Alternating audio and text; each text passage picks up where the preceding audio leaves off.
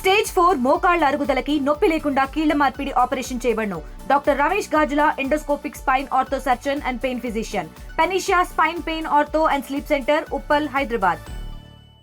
So ఈరోజు సూర్యాపేట జిల్లా Munagala circle Mothe police station పరిధిలో 2024 ఆగస్టులో జరిగినటువంటి దొంగతనాన్ని CCS Suryapet CI Shivakumar, SI Yadavender Reddy and SI Harikrishna మరియు సిసిఎస్ టీం ప్రతి ఒక్కరూ టెక్నికల్ డేటాతోటి అనాలిసిస్ చేసుకొని, అదేవిధంగా మునగాల సిఐ రామకృష్ణారెడ్డి ఇన్వెస్టిగేషన్లో 2024లో ఆగస్టు నెలలో దాదాపు 18 తులాల బంగారం పోయినటువంటి కేసు, దాదాపు ఇప్పుడు వాల్యూ చూసుకుంటే 20 లక్షల విలువైనటువంటి బంగారు నగలను దోసుకుపోయినటువంటి ముఠాలో సభ్యులని ఈరోజు నిన్నటి సాయంత్రం మన మునగాల సిఐ గారు రామకృష్ణారెడ్డి మోతే టోల్గేట్ దగ్గర వెహికల్ చెకింగ్ చేస్తుంటే అనుమానాస్పద రీతిలో తారసపడితే వాళ్ళని పూర్తి స్థాయిలో క్షుణ్ణంగా శోధించడం జరిగింది.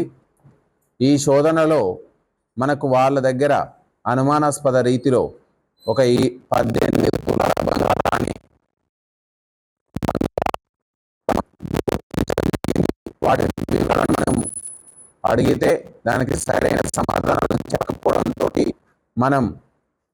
మన టీమ్స్ మంచి తనదైన శైలిలో విచారణ చేస్తే వాళ్ళు స్వయంగా కన్ఫెస్ కావడం జరిగింది. ఇందులో 2 నేరస్తులని మనం అప్రహెండ్ చేసినాం.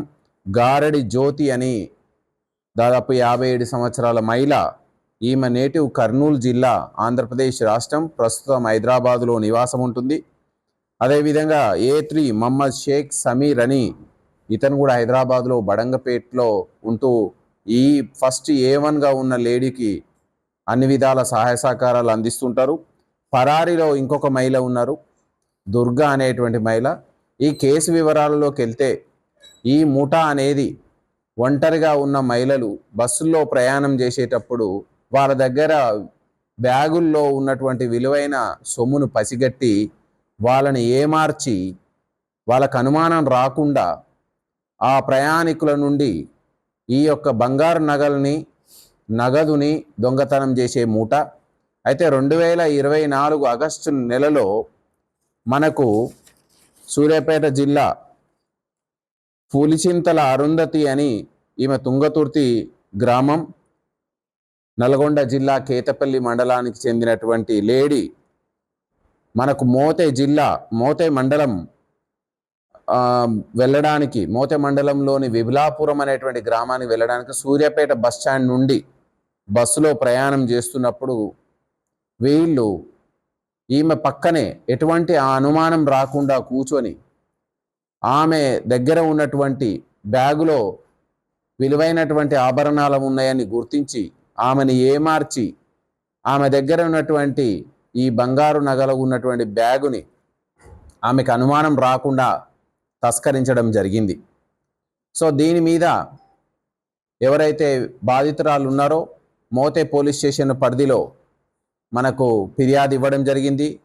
2024 ఆగస్టులోనే మనం ఈ యొక్క దొంగతనం కేసును నమోదు చేసి సిఐ మునగాల ఆధ్వర్యంలో దర్యాప్తు చేపట్టడం జరిగింది. అదేవిధంగా మనం వచ్చిన తర్వాత పాత నేరాలు, పెండింగ్లో ఉన్న నేరాల మీద ప్రత్యేకమైనటువంటి దృష్టి పెట్టి సో ఈ కేసులను ఎట్లనైనా మనం డిటెక్ట్ చేసి బాధితులకు న్యాయం చేయాలనేటువంటి సంకల్పంతో సిసిఎస్ టీంను కూడా రంగంలోకి దింపి మనకున్నటువంటి టెక్నికల్ ఆధారాలని మొత్తాన్ని క్షుణ్ణంగా పరిశీలించి అనాలిసిస్ చేసి మనం నేరస్తులు ఫలానా అనేటువంటిది నిర్ధారణకు రావడం జరిగింది. ఈ యొక్క నేరస్తులు ఎక్కడెక్కడ మూమెంట్ చేస్తున్నారో ఆ మూమెంట్ను అనుసంధానంగానే మనం చెకింగ్ చేస్తున్న క్రమంలో నిన్న సాయంత్రం మామిళ్ళగూడెం టోల్గేట్, మోతే మండలం పరిధిలో ఉన్నటువంటి టోల్గేట్ దగ్గర CI Munagala Ramakrishna Reddy and CCS బృందం వీళ్ళందరూ కూడా పసిగట్టి వీళ్ళని పట్టుకోవడం జరిగింది. వీళ్ళు హైదరాబాద్ ప్రాంతంలో అమ్మితే కమిషనరేట్లో ఈజీగా దొరికిపోతాం అని చెప్పి ఈ యొక్క A3 ఎవరైతే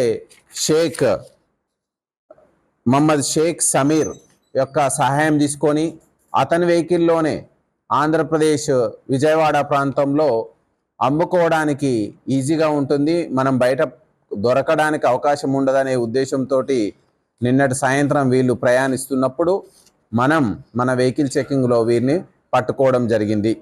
సూర్యాపేట జిల్లా వ్యాప్తంగా ఎక్కడైతే ఇల్లీగల్గా స్కానింగ్ చేస్తున్నారో అది ఖచ్చితంగా డిస్ట్రిక్ట్ లెవెల్లో కమిటీ ఉంటుంది. ఆ కమిటీ దృష్టికి తీసుకెళ్ళి చట్ట పరిధిలో వారి మీద చర్యలు తీసుకోవడం జరుగుతుంది. ఇక మహిళల గర్భ నిర్ధారణ పరీక్షలు, అదేవిధంగా మహిళల ముందస్తు శిశు నిర్ధారణ పరీక్షలు అనేవి చట్టరీత్యా నేరం. ఇది చాలా తీవ్రమైనటువంటి నేరాలను నమోదు చేసే అవకాశం ఉంది. సో సూర్యాపేట జిల్లాలో మనం వచ్చిన తర్వాత వీటి మీద చాలా పకడ్బందీ నిఘా పెట్టినాం.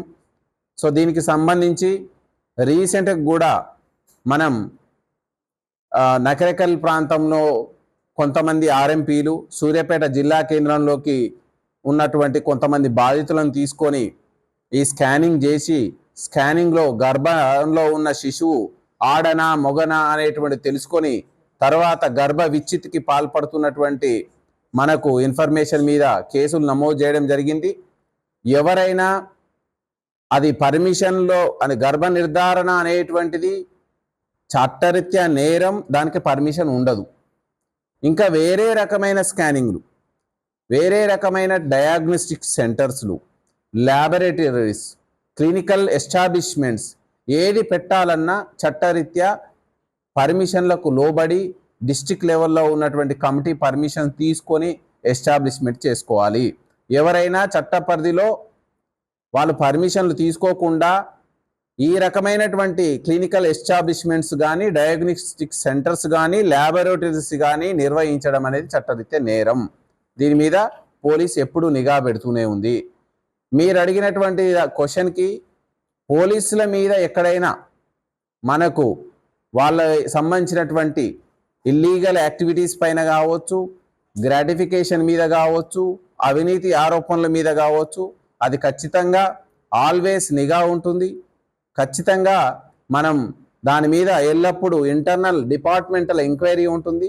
అది వచ్చి దాని మీద మనకు నిర్ధారణ అయిన తర్వాత ఖచ్చితంగా యాక్షన్ ఫాలో అవుతుంది. దీనికి యాక్షన్ తీసుకున్నప్పుడు ఖచ్చితంగా మీడియా మిత్రులకు తెలియజేయడం జరుగుతుంది. సూర్యాపేట పోలీసులు డిఎస్పీ గారు కావచ్చు, సిఐ గారు, ఏసీపీ చార్జ్ చేసినా కూడా మళ్ళీ లంచాల పాట రూరల్ సిఐ ఎవరైతే రాజశేఖర్ గారు కూడా ఆయన మీద అభియోగాలు పెద్ద వస్తుంది. మీకు క్లియర్గా చెప్పినాము, ఇంటర్నల్ ఎంక్వైరీలు ఖచ్చితంగా ఎప్పుడూ నడుస్తూనే ఉంటాయి. వచ్చినప్పుడు యాక్షన్ తీసుకుంటాం. బ్యాంకుల్లోనో సేఫ్ లాకర్లో పెట్టుకొని ప్రయాణం చేసుకోవాలి. ఇది మనకు ఒక లెసన్.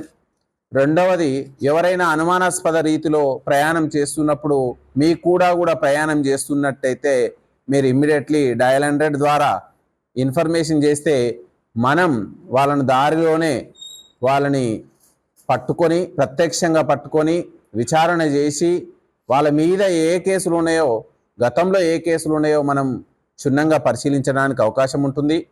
అదేవిధంగా దసరా పండుగ కూడా వస్తుంది, బతుకమ్మ ఫెస్టివల్ నడుస్తుంది. మీరందరూ కూడా ప్రతి ఒక్కరూ పండుగని ఘనంగా సెలబ్రేట్ చేసుకోవాలని గ్రామాలకు, పల్లెలకు, వివిధ ప్రాంతాలకు ప్రయాణం చేస్తూ ఉంటారు. ఎక్కడైనా మీరు దూర ప్రాంతాలకి ఎక్కువ రోజులు ఉండేటట్టు వెళ్తున్నట్లయితే మీరు లోకల్ పోలీస్ స్టేషన్లో మీరు సమాచారం ఇవ్వండి. మీ ఏరియాని మేము ఖచ్చితంగా బ్లూ కోట్స్ ప్యాట్రోలింగ్స్లో కవర్ చేస్తూ నేరాలు జరగకుండా చూసుకుంటాం. ఈ విధంగా పోలీస్ డిపార్ట్మెంట్ అనుక్షణం మనము నేరాల నిరోధానికి కృషి చేస్తుంది.